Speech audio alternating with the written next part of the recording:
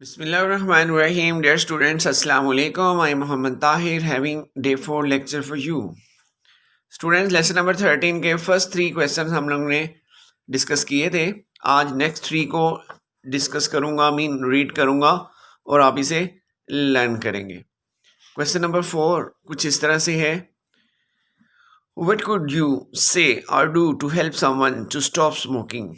किसी की सिगरेट नोशी छुड़वाने में आप उसे क्या कहेंगे या आप उसकी क्या मदद कर सकती हैं. I could help the quitter remember all the reasons they want to quit and help them forget about smoking by continuous sport.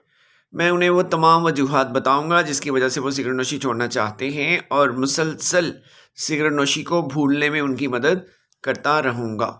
Next question. What should you do if someone offers you see someone smoking? अगर कोई आपसे कहे किसी cigarette नोश को cigarette पीने वाले को देखने के लिए कोई आपसे कुछ कहे तो आप इसके जवाब में क्या कहेंगे. I could not see a person who smokes because passive smoking is as bad as active smoking.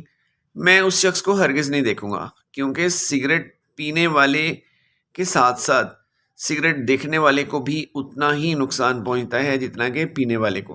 I would try to make person realise the bad effects of smoking.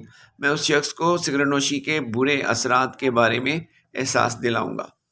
Y aren't people allowed to smoke cigarettes in places like schools, hospitals, restaurant and stores. School, hospital, restaurant और stores में लोगों को cigarette पीने की इजाज़त क्यों नहीं होती. People are not allowed to smoke in public places because passive smoking or second-hand smoke is as bad as active smoking.